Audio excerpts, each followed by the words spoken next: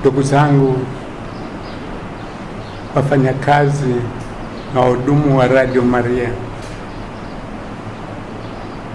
nilipoambiwa kuja kumshukuru Mwenyezi Mungu pamoja nanyi kwa siku ya leo, nimekuja kwa furaha, nimekuja kwa moyo mkunjufu kabisa, kwa sababu ya kutaka kuambia mnayofanya yanaongozwa na Mwenyezi, na msikatishwe tamaa na kitu chochote.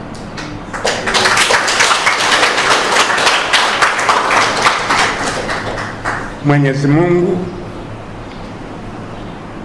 awasindikize katika yote mnayofanya, na kazi mnayoifanya ni ya wokovu, na wokovu unatoka kwa Mungu peke yake.